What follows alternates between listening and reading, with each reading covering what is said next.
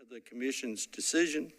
We advise that you seek your own independent legal advice to ensure that your appeal is filed in a timely manner and that all procedural requirements have been met. All right. The next thing is, per the Tennessee open meeting law, we always take the opportunity at this point of the meeting to, if someone wants to speak about a matter under the purview of the commission, you are welcome to step forward.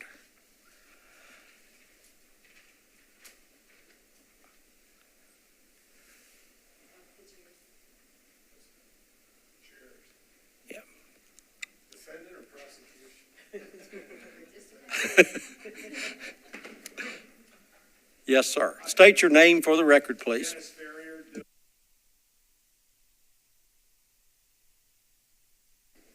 That's very kind of you. Thank you. I hope representing myself and I think a lot of other people that I've talked to, this idea that we continue to add meters as a revenue enhancement to the city, at what point do we consider the people enhancing their life? I mean, you know, you got these families already in this incredibly expensive city and it feels like a money grab all the time, and I'm not talking about parking. And now you have people that, oh, you know, get a sandwich or a cup of coffee. Now they have to pay for parking. Elliston Place. These are not tourist areas, and I'm not for sticking to the tourists either. But why are we continue? 115 meters we had more and more because the city has a history of mismanaging money going back over a decade. Is everything a money grab? And at what point is a revenue opportunity? What's the flip side? Who's representing the people? Who's representing the people who have quality of life to keep things under control? Why add a couple bucks extra to a sandwich? I think it's a fair question. I also represent some people at Ascension Church that are paying to go to church now for the first time ever on meters. There's a lot of elderly people at that church, fixed income. You know, it's hard enough for them to try to tithe and help with that church, and now we're charging them to park on Sunday to go to church? Those are my comments. I invite any kind of response, or if you'd like to talk after the meeting, I understand as well. We mainly are taking comments, and I think on our agenda later today, we'll be having an update concerning the parking program in Nashville. Okay? Thank you. Thank you.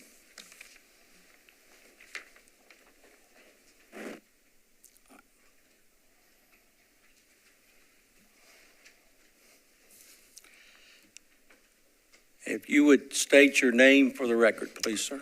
Sure. And welcome. Yeah, Jeremiah Wooten. I wasn't going to publicly comment. Say your name again, please. Jeremiah Wooten. Do you need my address or anything? No, okay. I wasn't going to publicly comment, but I guess after hearing that, I'd like to remind you all that the right-of-way is not just for those Nashvillians who own cars to store their private automobiles for free. So keep in mind, as someone who lives in Nashville and doesn't own a car, I have just as much right to enjoy downtown as someone who drives a car downtown, right? So thank you all for not prioritizing those car owners and giving them free private storage. You know, I'm not allowed to store 20 feet of my property in the right-of-way for 12 hours on a Saturday or Sunday just because I want to. And we shouldn't allow car drivers to do that either. So thank you so much for prioritizing all Nashvillians, those who don't drive downtown, those who walk and bike and take transit and don't have the wealth to be able to afford a car. So thank you again for prioritizing all Nashvillians. Please continue to do that and not just cave to the demands of those who deserve or believe that they deserve to be able to drive and park directly in front of wherever they want, because that's not a right. It's not in the Constitution, not in the Tennessee Constitution or anything. Thank you. Thank you for coming down and sharing your comments. Okay. Is there anyone else? Okay. Looking for a motion for the approval of today's agenda? So moved. We have a first. Is there a second? Second. We have a first and a second. All in favor? Aye. Agenda is approved. Okay. Has everyone had a chance to review the minutes of the September 11th meeting?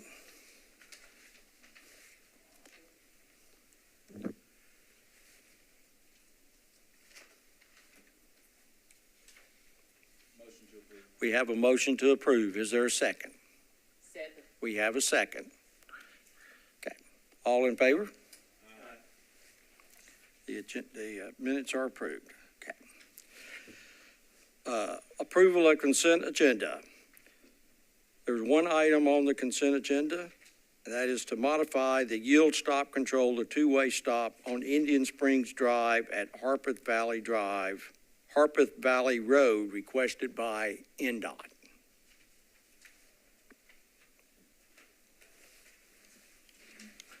I mean, this is the only item on the consent agenda. It's just, kind of a situation we don't see much, where we had yield signs instead of stop signs for a two-way stop.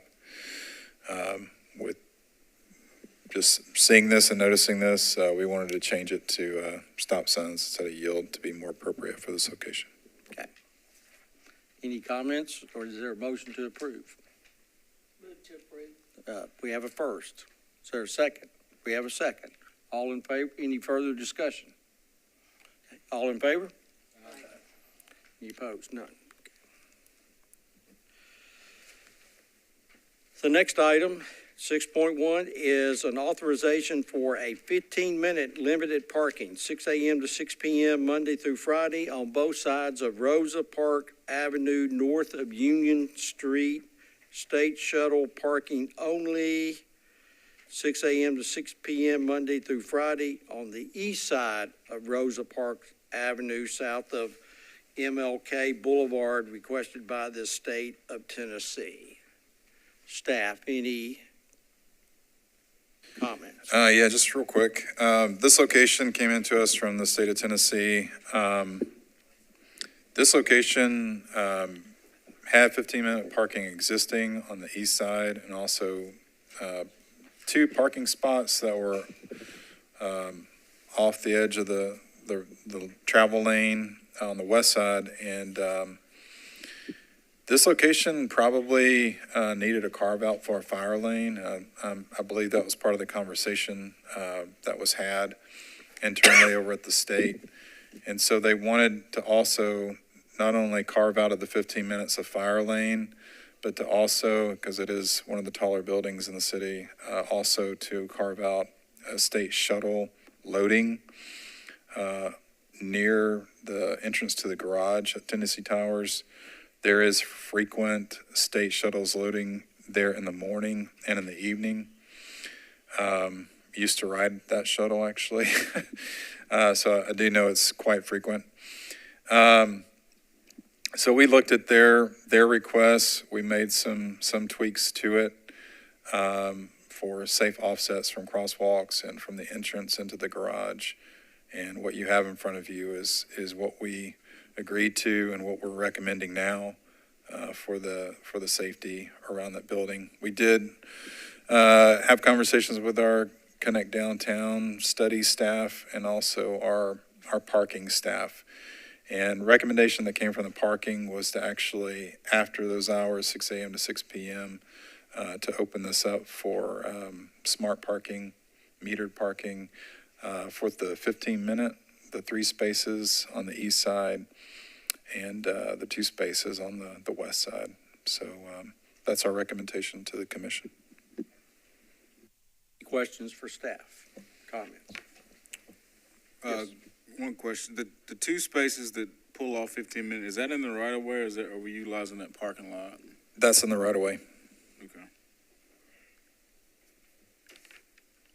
So can you explain a little bit what's going on now? I'm familiar with the area, but what is the state asking us to do? Yeah, absolutely. You can go to the next slide. There's, you can see the parking on the east side of that street, Rosa L. Parks Avenue. And what they're trying to do is carve out a fire lane so a fire truck could pull up beside if there was any issues and not have to work through those vehicles. So that's reducing, the 8 or 9 cars that are parking there down to about 3, and then leaving a little bit of room for the state shuttle to park, to load. In the hours of 6 a.m., 6 p.m. So really the only southern 30 or 70 feet there is going to be for public parking? Yeah, that's what's left of that now, 15-minute parking within those hours. And then that switches after 6 p.m. To meter parking. So do we have a meter there, a smart? Yeah, it's going to go. When is that estimated to come in? I'm not sure.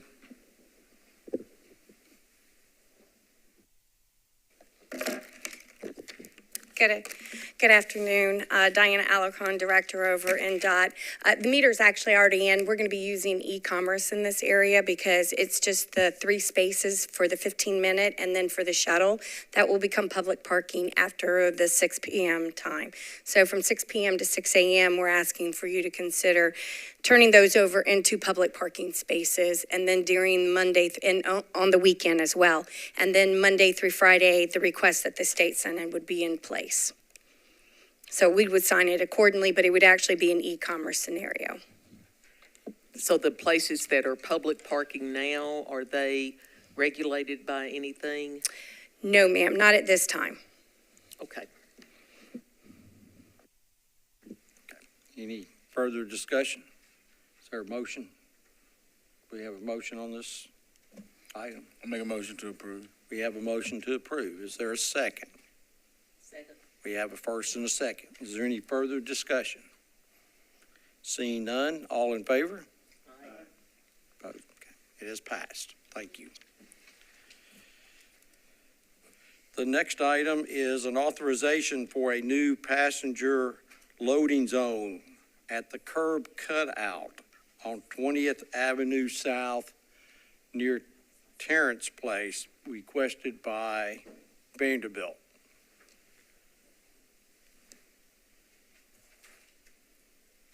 Welcome. Please, nice to see you again. Hey. Please state your name for the record.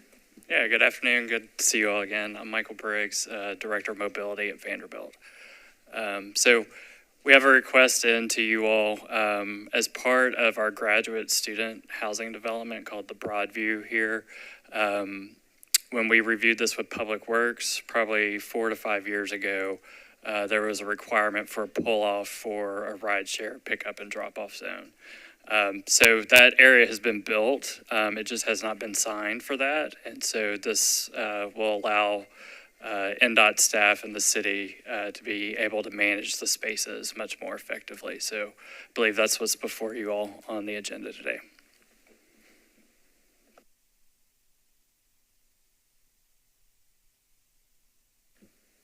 Staff here to comment as well. How you doing, everyone? Brandon Boatswain, Last Parking. So we've met with Mr. Briggs out on site, and it's our recommendation to make this curb cutout a 24/7 passenger loading and freight loading zone, so that way it can be mixed use for ride share as well as any freight drop-offs.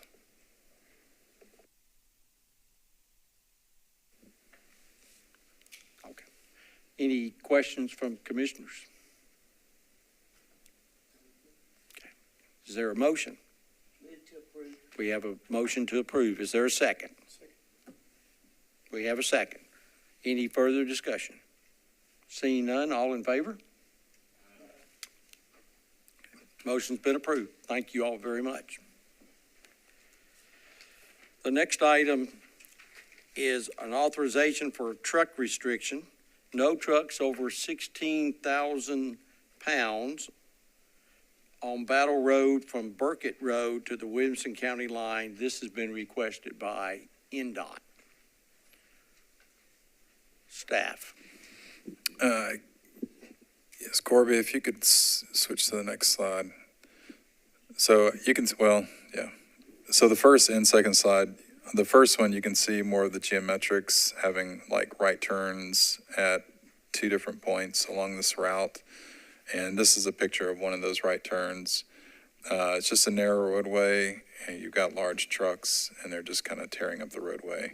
And I've seen this in other places too, and the restriction is just to try to mitigate the damage. And also, the trucks turning these curves actually have to enter the opposing traffic lane. So we're just trying to mitigate that. It's not going to be perfect, But we do want to kind of give trucks a heads up because GPS paths trucks everywhere these days, and it'd be nice just to give them a heads up. Any questions? Is there a motion? What's the, if there is construction or anything on that road where it's necessary, what's the procedure, or how do they, access it then? Just curious. What do you mean by construction on that roadway? If there's, are we putting up a sign to restrict vehicles of that size? Or just to, take caution? It's to restrict, if you've got construction and there's vehicles that have to enter that route and there's no other route.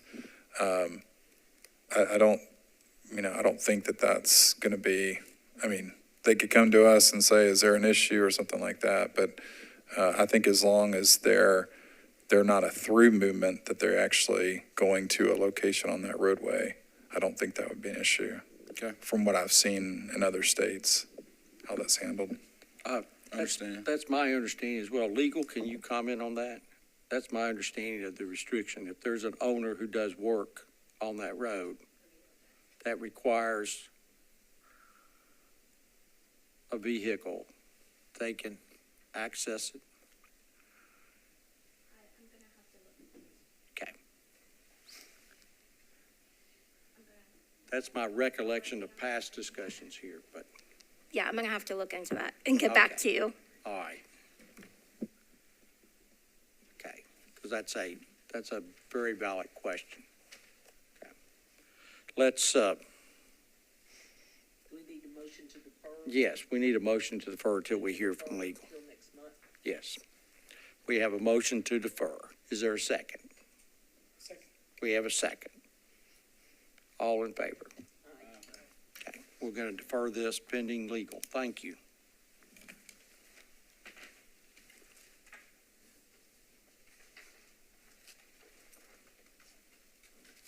Okay. Okay. The next item is there's an authorization for a new signal at Dickerson and White Creek Pike. This has been requested by NDOT. Yes, thank you, Chair. We have someone from planning who is familiar with the project that is asking for a signal at this location. We do have awareness of some safety issues here at this location and fatalities in the past. And I think the combination of the development that's coming in plus current existing concerns that we have, signal is probably an appropriate thing. I just do not have a study that is final at this time to share with the commission. But to hear more about the project would be a great opportunity for planning to present. You would state your name for the record and welcome. Thank you so much. Hello, everybody. Thank you for letting me have a chance to explain this. I'm Hannah Davis. I work in the housing division at Metropolitan, and we focus on housing security for Nashvillians. The program before you today is called Connecting Housing to Infrastructure. And what we're looking to do, we have $4 million of capital spending plan funding. And we're very grateful to NDOT for being our partner on this work. We want to make sure that where we're building affordable housing throughout the county, we're making sure to bring above and beyond infrastructure improvements for the health and safety of the neighbors who are living there and in the surrounding area. So typically how it works is a developer applies to us and then we go through the process. In this case, we reached out to the developer because this is at Cleveland and Dickerson. And obviously, I'm sure all of you are aware of the fatalities on that corridor. So we saw the opportunity to potentially fund something here that would make it much safer for the folks that'll be moving into that pretty significant development. The developer, Dominium, was eager to kind of participate, even though it's a new program. This will be the second project we fund, and the first was a hawk signal further north on Dickerson. And the NDOT staff has been exceptional in helping us kind of identify options. We were looking at doing some smaller infrastructure improvements, and then they came back and said, actually, based on another recent fatality, we really think that we should just go for the full signal. It's going to take more work, be more expensive, but it's the right choice for our neighbors. So I'm grateful to NDOT staff for advocating for that. And so the last piece is the warrant analysis, which I believe we have finished, but we did not obviously get posted in time for the commission's consideration in time to meet the public notice requirements. But we'll look forward to coming back with this and being able to move forward. So the developer will complete the work, NDOT then inspects and accepts it into the right of way, and the housing division will pay for that improvement. Any questions from commissioners? Pedestrian safety, are we going to have pedestrian safety crosswalks? I'll look to NDOT on the specifics of what would come along with the full signal. Yeah, you should have in front of you the intersection, and it's with the signal, it would be modified to show, making it a little bit more difficult to enter Whites Creek from a left turn movement going northbound on Dickerson. So not only geometric changes, but also crosswalks at a signalized intersection.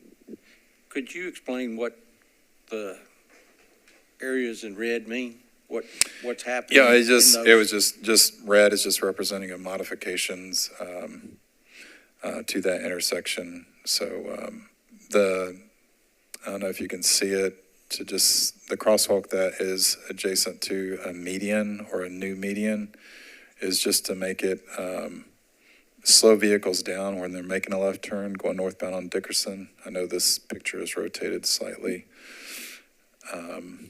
but that's really just to not make it so where what's happening right now is Dickerson northbound left turn lane, they can start turning way before they even get to the intersection and actually cut into oncoming traffic and make a really high-speed left turn, which is not safe for pedestrians or southbound Dickerson traffic, et cetera. So it's just a skewed intersection that we're trying to clean up. Where are the locations of additional crosswalks near here? Because my understanding, they should be, 200 to 300 feet apart to encourage crossing in the Yeah, we right have, place? there is another intersection in Cleveland, just south here, almost 600 feet, that has crosswalks. I think with this development going in and increasing pedestrian trips even further, the addition of a signal and additional crosswalks would be desirable with this development. In particular, there's a bus stop to the north of Whites Creek on the opposite side of the street. So, we kind of anticipated that folks would be trying to make that rather than, going south to Cleveland, going to that signal and then walking all the way up, people would want to try to catch their bus. And so having the signal there also is attempt to anticipate the behavior of the residents. So it's my understanding we need a deferral because we didn't meet the notification requirement with the signal warrant. Yes, correct. Despite everyone's best efforts, we were able to turn it around in about a week, but just didn't make the cutoff. All right. So we could have a motion to defer, please. For 1 month. For 1 month. Okay. We have a motion to defer for 1 month. Is there a second? There's a second. We have a second. Any further discussion? Okay. All in favor? Thank you. Thank you. Thank you very much for the work on this. Okay. All right. The next item on our agenda is an update on the smart parking program. And we have welcome staff. Thank you very much. Come on up, Mom. Ready? Before the team starts on giving y'all an update, I just real quickly would like to take a moment to introduce y'all to someone. Emmy, if you can stand up. This is actually Emmanuel, I'm going to try to say his last name correctly, Matas. Muchos. He has joined us as our operation manager over the curb. He'll be responsible for parking as well as for the permitting section and for the Traffic and License Commission. So he joined us last week. He's now in training. He'll be in that training for 6 weeks and then but he's already started jumping in. So you will start seeing him at more often here and will be a familiar face. So I just real quickly wanted to introduce him to the commission. So thank you. Welcome, Emmanuel, to the team. We'll look forward to working with you.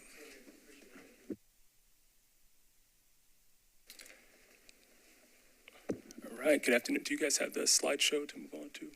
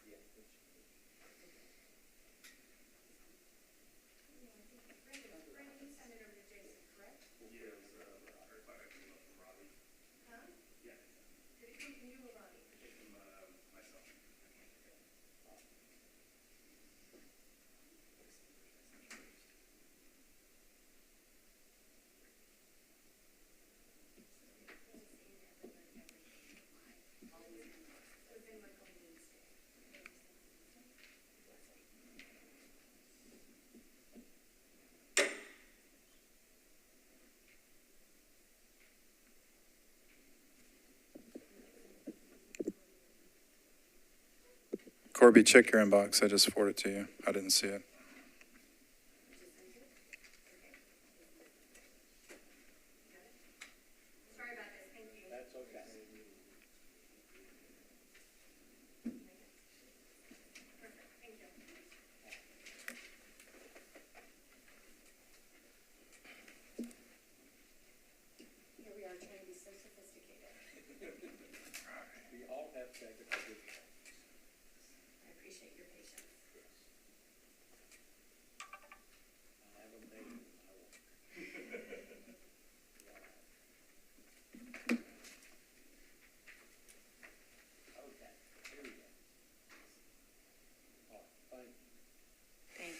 All right, awesome. Well, thank you everyone for your time today.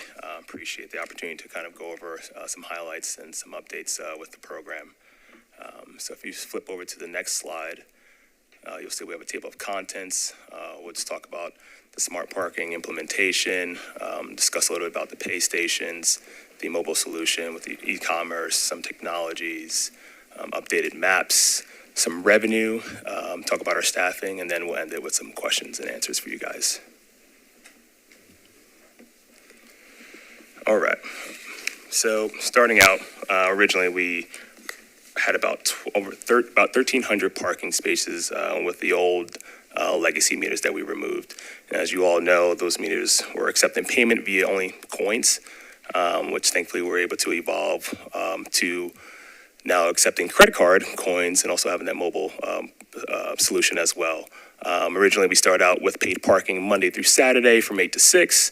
And with your approval, thank you, we were able to kind of evolve into 24/7 payment and enforcement in the CBD, which would be downtown, Sobro, and the Gulch. And in the non-CBD from 6 a.m. to midnight, which is Midtown, Edge Hill, Hillsborough Village, Music Row, etc. And here you're going to see, as I know you all have seen throughout the city, what our pay stations currently look like. We are currently working with a team now to do some wrapping, which should come here in the upcoming months. Here when we talk about the mobile payment and e-commerce solutions, so there's been some changes to the signage over the course of time with getting some feedback from the public, the team, and kind of seeing how we can kind of improve. So you'll see the way we've adjusted the QR code to reflect a black and white QR code for a little bit more better contrast. On the middle picture there, you'll see that folks have the ability to select different durations, tiering from 1 hour all the way up to 3, 4, 5, et cetera, depending on what district that they're in. And then on the next picture, you'll see that we've also, for full transparency, have added, different layers to show the base rate, any fees, so that way there's full transparency. And then it also displays on the customer receipt. All right, now we talk about the citation management system, which is through GTechna. So on the top left photo, you'll see what the actual dashboard will look like on the mobile device.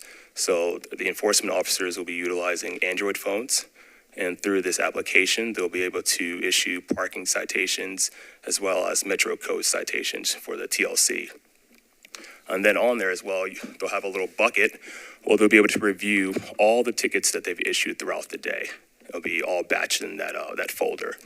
And then you'll see right below that, you have timing.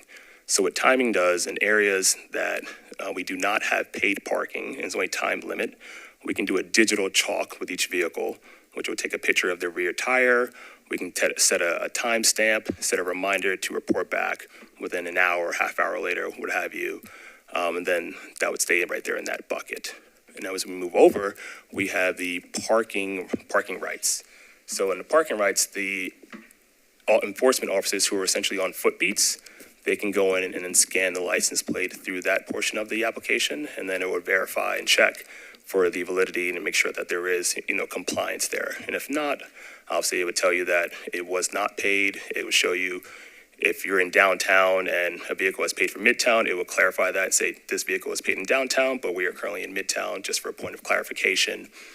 And then on the parking alerts, if we have enforcement officers in the vehicles scanning, the license plates, they can go over to this portion of the application where it will show you anything that has come through from the vehicle. So that way everyone out on the team can see where the opportunities are. I also would like just to remind the commission, as we've evolved with some of the new ordinances that have been drafted in the downtown, many which have been in front of you and you approved, such as the sidewalk ordinance and a few of the other ones. We've expanded the expanded the job responsibility of our enforcement team. So we're no longer referring to them as parking enforcement. We're actually referring to them as enforcement because we have set up this system to where it can actually print out citations if someone's in violation of the TLC regulations. It also can print out tickets if they're in violation of the sidewalk vending ordinance that recently passed, and the noise ordinance that recently passed as well as parking. So we've expanded the responsibility of our parking enforcement to where they're actually now doing some overall right-of-way enforcement. So I just want to remind you of that. So this process has taken us a little bit longer because we've added those extra responsibilities to our enforcement team as a whole. And just recently, we've added now that they will be responsible for abandoned equipment, our product, our personal property within the right-of-way as well, throughout Davidson County. So we've really have expanded that role as a whole to those individuals on the team. Thank you. Yes, thank you there, Director. And then on the, if you go back just on the middle picture, that's what the newer citations will look like once the citation management system is rolled out. And then with that, we also have to the right of that, the snapshot of what the command center will look like. That's basically accessing the citation management system on the desktop version. Am I supposed to wait till the end? Okay, thanks. So when we started talking about this, we mentioned there might be warnings, or is there, I know you all have records. If my same car keeps showing up doing the same, making the same mistake, first time that happens, is it like a heads up without a fine? So if you remember correctly, when we actually moved over into the new program, which was we started this conversion in February. And it took a couple of months for us to get up and going. In the month of April and part of May, we actually did the warning tickets. So everyone downtown did not receive an actual citation. They received a warning as to what they would have been cited for. So if someone was parking and not paying, they will receive notice as a warning that, hey, we're on a new parking program, you need to do it, and it's 24/7. If they received it for facing the wrong way, let's say, where they were opposite of traffic, they received a citation saying, hey, you're facing the wrong way, you need to be facing with the move of traffic, not against traffic. So whatever this, or even in a fire lane, we were giving out notices and informing folks through a warning. And a lot of the reason behind that is that we always have had folks out there writing citations, but not as many. And as well as maybe not as long of a time period. So we just didn't want to. We were originally, when we had shared this with y'all, we talked about doing it for 2 weeks. We actually ended up doing it for 6 weeks. And a lot of that was, there was a big learning curve. But since then, y'all also asked us to put a policy together about excusing the first ticket. So we actually have drafted that policy. So if someone is new or not quite sure or feel there was a mistake, we did draft a policy that we will give a first-time courtesy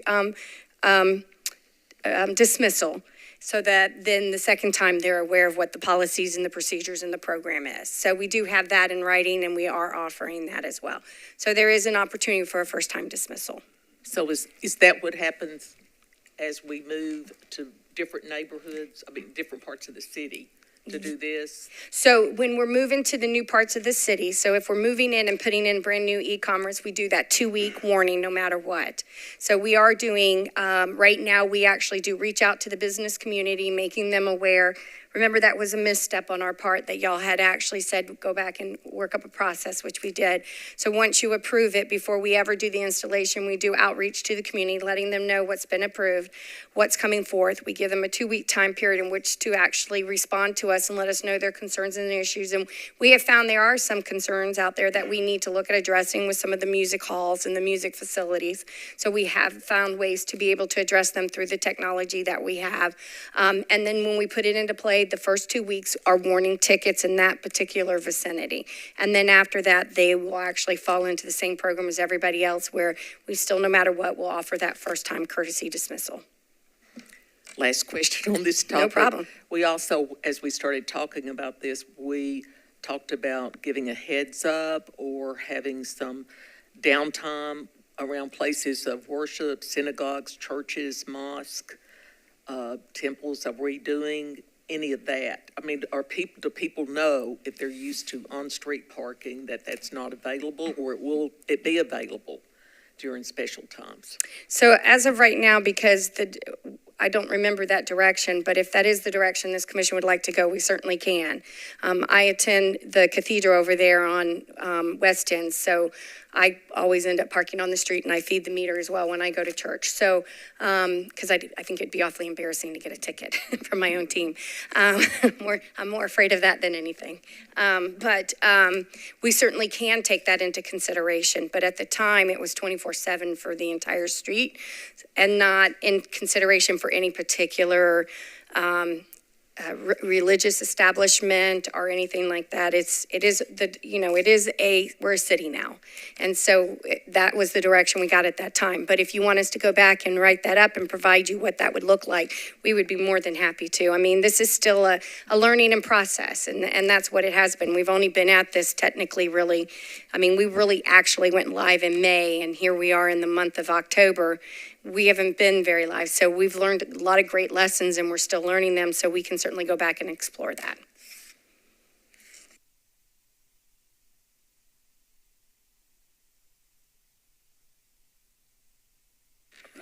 No, thank you, Director.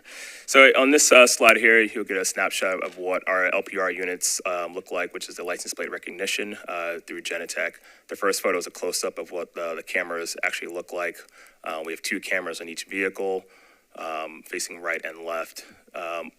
The middle photo, you'll see what the dashboard currently looks like. So within the dashboard, they're able to view the permit hits that kind of come through. They're able to set an overtime rule of essentially what they're currently looking to enforce. They can select the district that they're in or leave it on auto select. So that way, as they move about the city, the vehicle has a GIS map uploaded into the system, so it kind of knows when they're bouncing from one district to the next and will enforce the business rules accordingly. And then also with that, they can look at a plate list, and it would show you at that current time how many registered license plates there are within each individual district right there. And then they also have a map that will give them a trace of what their movements were throughout their shift. And then you go on to the next slide.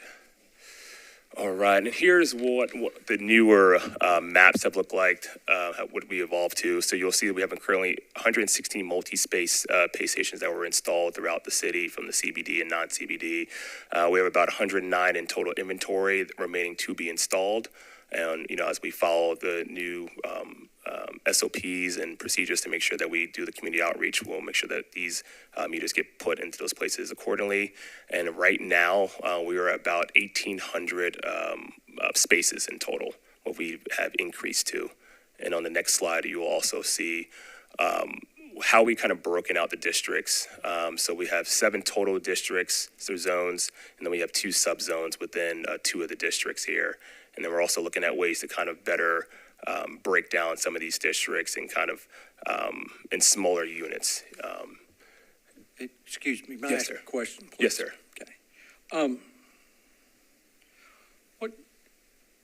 What kind of criteria are we using for determining location of new meters when we've gone outside? Because we started with, 1,300, now we're up to 1,800, so we've expanded by 500. Well, I do want to just share real quick because there were that many single-space meters out there, but we did have some multi-space meters that were actually out on the street as well that we were piloting. We did not move forward with those particular meters, but those spaces are not in that single space. So we actually did have a little bit more than the 1,290 that he had originally spoke about. I believe it was 1,290, right? Yeah, 1,290 from the legacy Yeah, meters. Yes. but that was just the single head, but we did have a lot more out there. So I will say, yes, sir, we have increased, but not as much as what is reflected on this particular slide, because we did have more than the 1,300 on the street with the multi-space meters that we had. So what we use as a criteria moving forward is one where we have conflicts. So if I'm having a loading and unloading zone conflict, we take that into consideration. If there's a demand in parking, we start getting complaints about parking, we take that into consideration.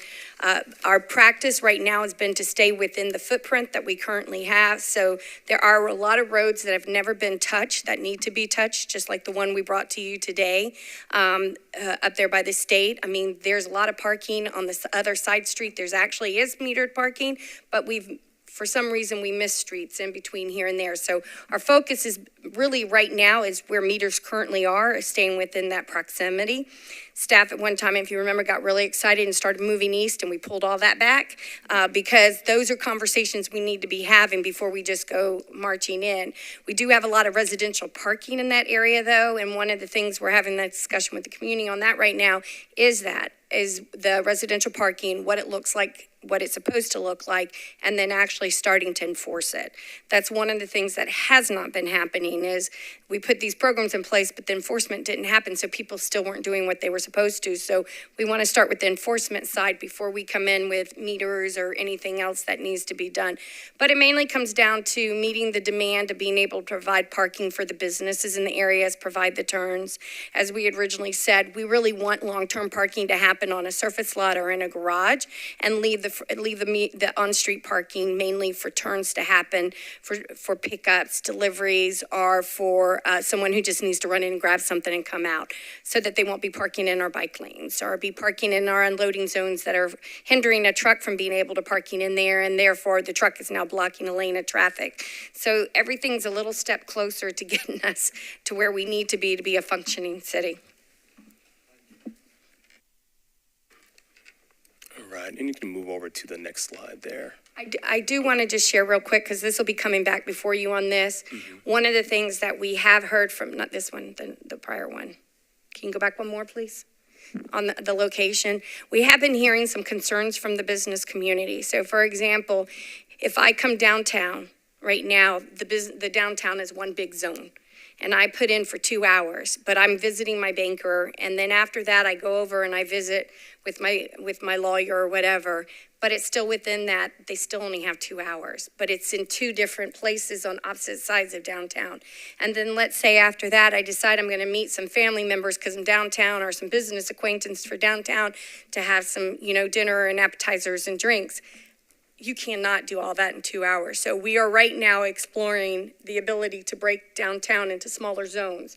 So someone can buy 2 hours in that zone, buy 2 hours in the next zone, and buy 2 hours in the zone to meet that overall business need, especially if the on-street is available, because that's what it's intended for. So we're working on that right now, because that is, again, we're learning a lot as we're going through this.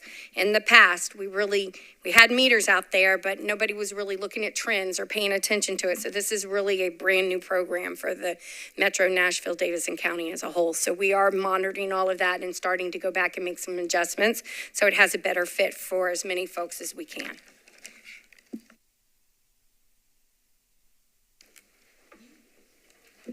I'm having a hard time understanding.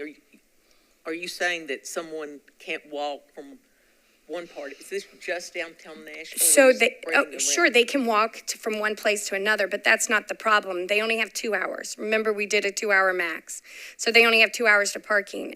Sometimes going to see your banker can be more than 1 hour, or can be close to 2 hours. And then you go over and visit with your attorney if you're doing a business transaction. You're there for another 2 hours. You've now exceeded the time limit.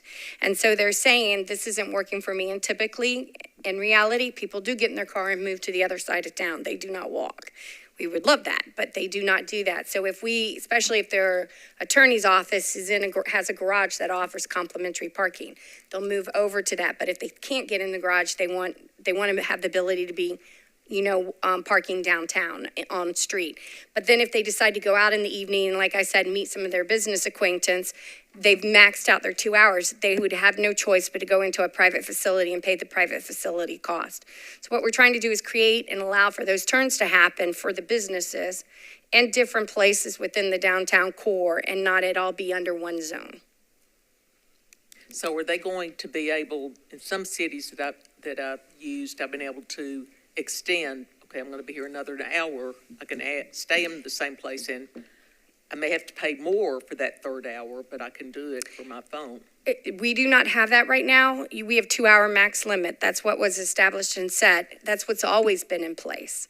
And we have altered that in some places, which we've brought to you for extending it, especially around the musical venues and stuff like that. But we've always had a two hour limit. So when we actually went live with the new equipment, we didn't change the rates and we didn't change the time limits. We're now learning time limits are a problem and the zone is too big. So we may come back to you and say, hey, we want to change it to 3 and allow. So right now, if I buy 1 hour, I can add 1 hour, but I cannot add anything beyond that in that one zone. But if we establish more zones that are fit better to the downtown core and the downtown business areas, then they would be able to buy 2 hours in that new zone. And so it would allow them that time to extend and still meet the 2 hour requirement. And in talking with the businesses, a lot of the folks that we have spoken to have said, yeah, let's keep it that way, do the smaller zones, and then we'll look at it and see if we need to extend the time limits. So that's what we're working on right now. Do we have the ability to extend time limits if we choose to? Yes, ma'am. Yes, I think that's under the purview of this commission. It does not require ordinance. Is that correct? It does not. Okay, that's It does not. That was my understanding. Right. I actually, as the director, have the authority as well, but I like to be very transparent and bring all of that before this commission because it's an overall program. It's not just one piece of it. So we really want to be very transparent and bring in front of you what we're thinking and what we're trying to get done and accomplish based on some of the comments we're getting back. We would appreciate that. I Yes, think sir. that's a good approach. Well, we started this way. We want to make sure we stay on that track. Is our equipment able to, is what I meant to? Yes, we have ma'am. the technology, okay. Yes, ma'am. All right. Now, if you look at this slide here, you'll see previously what has been approved by the Traffic and Parking Commission, and counting up the spaces, we're at 563. And that'll be a list from when we first took spaces over to you for approval up until the last previous months. And you'll see that we have marked locations as completed, and we've also set some dates for new installations after we have done our job and due diligence with community outreach. All right. And now looking at this slide, you get to see some fun stuff, right? We get to dive into the number of transactions and revenue that's been flowing in over the last few months. You can see that it's been a steady incline since we've started. Now this BI dashboard is fairly new. We've developed it I want to say in the month of April. And we're still making some changes as we get from some feedback from the team and the public and trying to understand what we can do better. So if you look at this, are currently at through the month of September with just e-commerce and pay station revenue, 1.4 million, about 321,000 transactions. The good thing to note here, we are seeing about an average ticket value of $4.50. And in the CBD, the first hour is, an hour is $2.25. In the non-CBD, it's $1.75. So you can see that we're also seeing a lot of people who are paying that 2-hour rate, totaling out $4.50. And we're just shy of a average duration of stay of 2 hours. You can go to the next one, please. And then on this slide here, we want to present to you guys, to the commission, what the revenue trend has looked like each fiscal year. And as you can see, going in from fiscal year 23 and going into fiscal year 24, there's been a tremendous increase in overall parking revenue that this division oversees. The team has been doing a great job with pushing for compliance, and in turn, you will see the upside in the revenue. Because we do want compliance over enforcement. Correct. I'm sorry, yes, Mind Commissioner. Going back to the last slide real quick. What's the difference between Flowbird and Last Go, the bottom right-hand corner? Yeah, so Flowbird, that's the actual pay stations, and then Let's Go is the mobile solutions e-commerce, where people are paying via the QR codes. The QR code texts are through the app. We call that the e-commerce.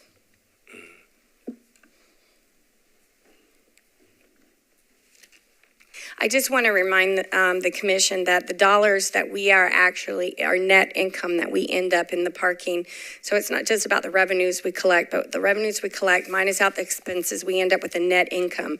That net income actually by charter goes back into making infrastructure improvements in transportation.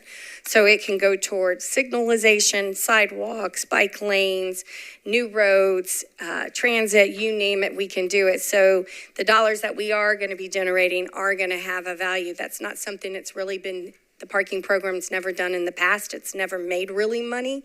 And we're kind of hopeful that maybe we're not expecting it for the first year out of the box to be.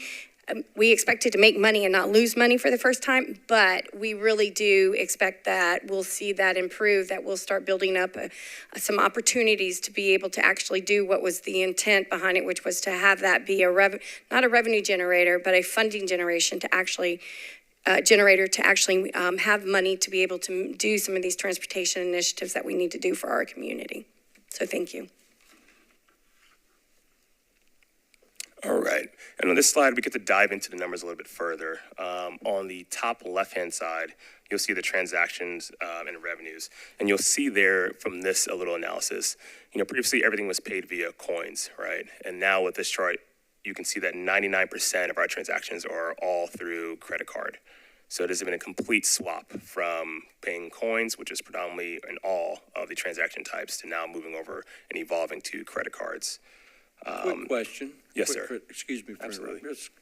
Because what's always been an issue about payment was ensuring equity across the community. Because what kind of feedback have you gotten concerning payment systems and as it relates to that issue, please? We have not, sir, but it is on our mind. So one of the things that we do really want to make sure that we would have the ability to do is, for example, I've been in conversations with WeGo about being able to accept their quick ticket or one of their quick card so that could actually work within our machine. And we actually had a review with Flowbird last week to make sure that we would be able to integrate it, which we've been told, yes, we would. They would be able to do it. So as we are progressing in how we're setting up the system, we are looking at ways, because we also want to be able to connect that with the bike sharing program as well as the scooters, because we do know that 27% of our community is using the scooters for first and last mile ridership versus a car. So we want to make sure where we have some opportunities, we can build all that in. It'll be easier, then it's a platform and it's a lot easier. So someone would not only be able to pay by credit card, but they'd be able to use the WeGo quick ticket, but they'd be able to use it for multiple things, because we do want to encourage the transit opportunities as well. Right. You're welcome. I appreciate that you're looking at that Yes. integration. We of are. the platforms. Yes, sir. And then on the top right, you'll see the average transaction per day. So with this graph, you'll see that also we're seeing a steady incline in overall transactions, starting out in April at about 200 transactions per day to upwards of 2,500 transactions per day for the month of September. And if you go to the bottom left, you have the transactions by week over week. You'll see as well steady incline with transactions for each week and pushing about, for the last week of September, about 18,000 transactions, for the last period. And the best one of all, at least for me, I like to look at is the bottom right, which kind of shows us the graphs and the volumes by the time of day. And this actually helps us understand how we need to position ourselves throughout each district. We can run it for the entire program. We can break it down just for one district alone and seeing what time of day we're seeing these volumes come through and knowing where maybe enforcement should be during some particular times of the day to help push for compliance overall. Because again, we're about compliance. Yes. Over enforcement. Yes, compliance is everything. And then looking at the staffing personnel, you'll get to see how the program initially was, how it started out. Very slim to begin with, and then over the course of time, we've evolved. And with this, we have about a total staff of about 34 personnel, including from management down to frontline staff, and really working to kind of ensure that we're able to touch all different areas of Davidson County, because I know before it was a little bit of a challenge, but we're working towards that and trying to make things better. So we have actually increased the number of enforcement officers, and a lot of that is because we've kind of expanded again the responsibility of our enforcement officers with this latest version and change in the ordinance about being able to tow or manage things within the right-of-way. That's for all of Davidson County, so our enforcement officers are responsible for that. We do get calls. It actually comes in through the hub or through dispatch, especially after hours. That is sent over to our team, and they actually respond to it. So we have upped that up a little bit just to make sure that we are able to meet that recent change that has occurred in both the right-of-way as well as the sidewalk vending, all of that new stuff that's come into play, which makes a lot of sense to have that synergy versus hiring someone or some people to do this and only this. It makes more sense to have the synergy and have them do it all. So, and it also will allow us to not need to hire so many, but we did have to hire up because we're looking more broadly at the whole Davidson County and not just in one particular area. Spot on. Thank you, Director. And that will conclude our presentations and open to any questions for you. Of course, I have more. Do the enforcement people have like law enforcement experience, or is there someone that can help them? Because sometimes people are not happy if you're touching their vehicle or correcting them. Are they safe is what I'm asking. So we do have policies and procedures that have been established to make sure that we can make safety number one for our employees. So if we do feel like it's conflicting, or if they get out there and it ends up being adversarial, they are to step back, say thank you, and contact an officer. So we do have policies in place so that our employees stay safe. If they're not to go in with the guns ablazing, that is not what we want. If they get someone who's very protective, they're to stand back and get the right people there to help. So they are given some experience in law enforcement, but we do not want our officers carrying a gun. We do not. We want them to think of themselves more as ambassadors. Again, we are more about compliance than we are about enforcement. So it's always if someone is illegally parked, let's use as an example on the right of way, it's more about informing them that they're illegally parked and they need to move their vehicle. If they choose not to move the vehicle, that's where the officer would have to respond to. Most of the time, they do what the officer says. They move the vehicle because they don't want, and so it's resolved, and it's resolved without even having to write a ticket.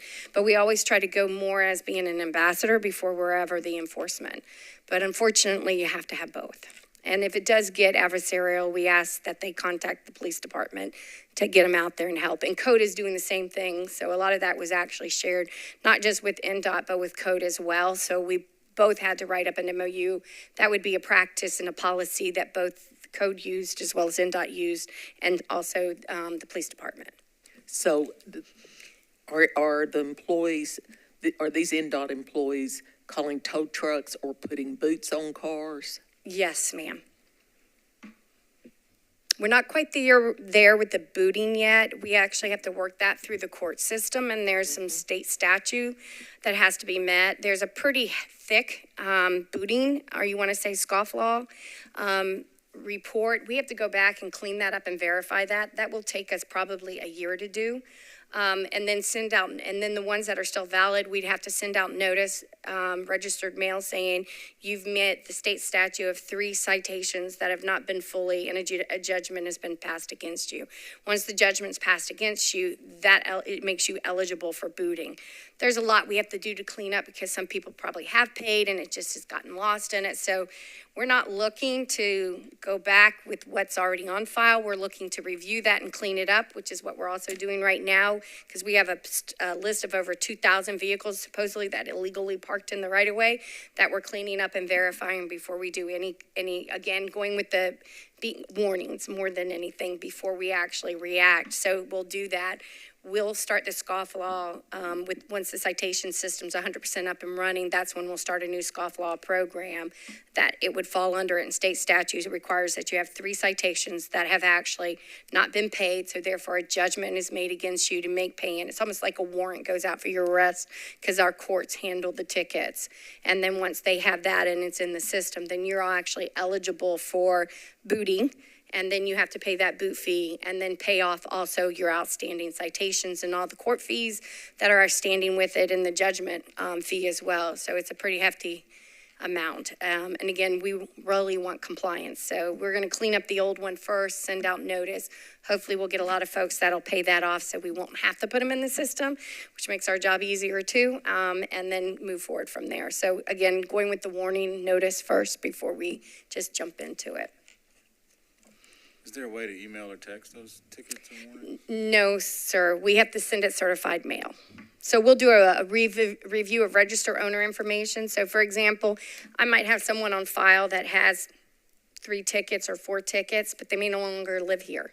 So I do a register owner information search, and if I get a hit, we'd send it to them and let them know that, hey, if you come back, you're in trouble, you have these outstanding citations, we need you to pay for them. And once you get a judgment against you, that's even worse.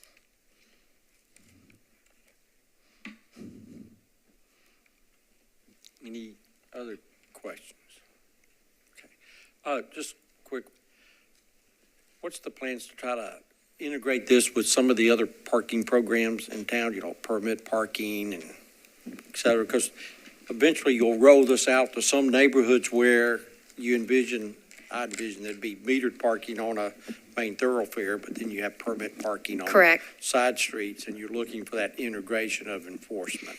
Yes, sir. And right now, we're starting to visit with all the residential parking programs that are actually established. We're meeting with those neighborhoods and understanding what's been established and what their expectation is. Once we get that done, properly signed and actually enforcing, we'll go forward from there. So it is true, those are the opportunities where says, permit parking required, or you can park with the permit. So we would mainly do that in a residential, we are going to be a dense downtown. So if they are building something and want to use downtown residential, we will work on them with a residential program. If you remember, y'all actually passed a policy that says this is what qualifies for a residential program. And if they meet that qualification, then it's eligible to stay. We have a lot of programs that were put into place, and it was just a request done by the developer, but there was no criteria or met or anything that was followed through. So we don't want to go in and just charge forward. We want to go in, have the conversation, do the proper review, follow what is now a policy in place, see if it does meet it. If it does, then we leave it alone, but we just clean it up and we start enforcing.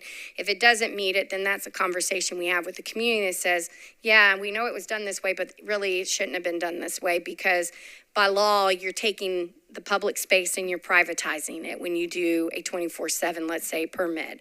That's what you've done, is you've privatized the public right away, and you have to have criteria and justification for that. And y'all have established that in the current residential parking program. Thank you. Are there any other comments, questions? Commissioner. So this is a good. Thank you for the time. update. Yes, sir. Thank you. Thank y'all. Thank you very, Thank very you. much. Okay. Next thing we have are just kind of other items. So if there's things from commissioners, et cetera, to bring forward, let's take the moment to do that. Yes, Commissioner. I'd like to request that as we are working on our pedestrian safety, that places where pedestrians have been killed or injured, if we could look at doing the things that other cities do about the flags that you put in one place and you cross the street carrying it and put it across the street so people see a pedestrian coming, just to experiment some.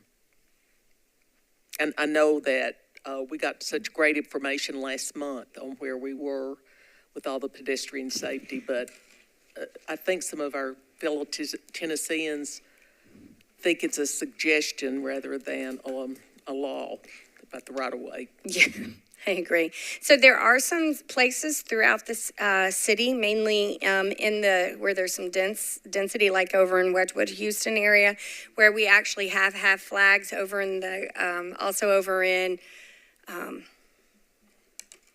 forgive me, I'm not remembering the name of the neighborhood, but it's out west. They also have it. So some of those areas, especially where it's located close to a park, they've actually have installed a can with the flags that they can wave and leave back and forth. We're open to really anything. It's really some of it we know is a safety element, and we're gonna do what we need to do.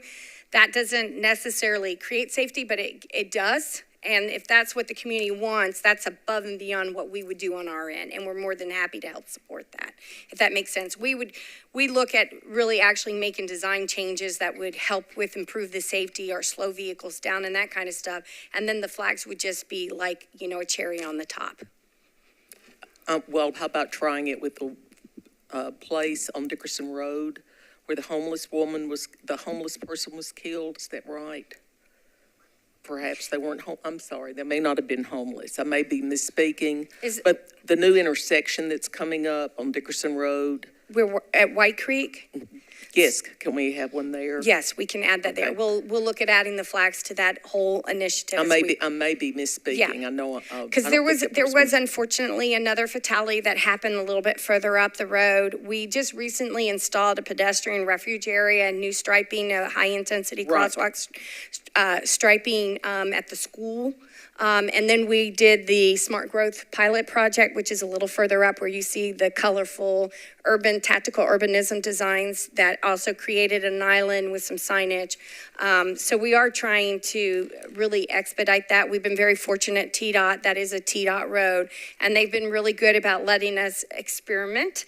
Or pilot, let us pilot some of the safety mechanisms, improvements along, and then we're monitoring and measuring them and evaluating them for them, because really that's what we have to do. We have to show that there's actually a benefit coming out of it for the improvements that we're making. And we have been able to show that. So that's why we've been successful getting more and more done along Dickerson. No problem. Any other? I need to do that in a lot of places in the city, and we're working on that. Okay. I want to think it was maybe you, Mr. Freeze, who made a suggestion that this commission, we pass a resolution to try to ensure that we have these Vision Zero updates on a regular basis. Can you? Yes, Chairman, I suggested that there may be a motion from Traffic and Parking to set a quarterly update or some type of frequent update.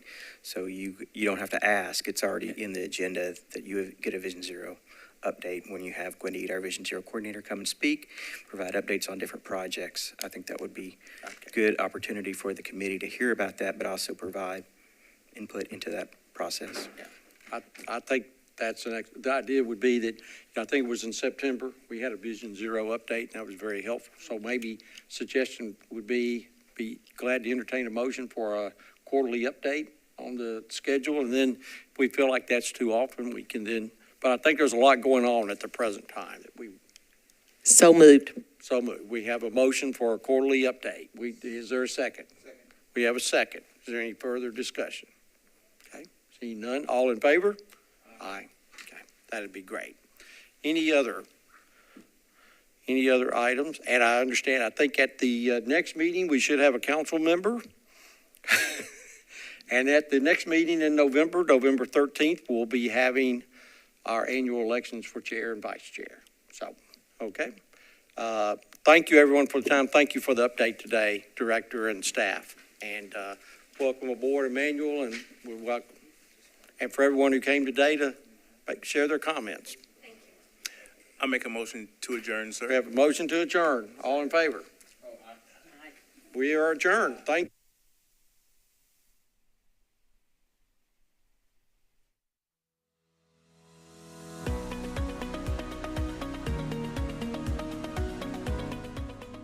This has been a service of the Metro Nashville Network. If you would like to see this presentation again, or for more information on this and other programs, visit nashville.gov.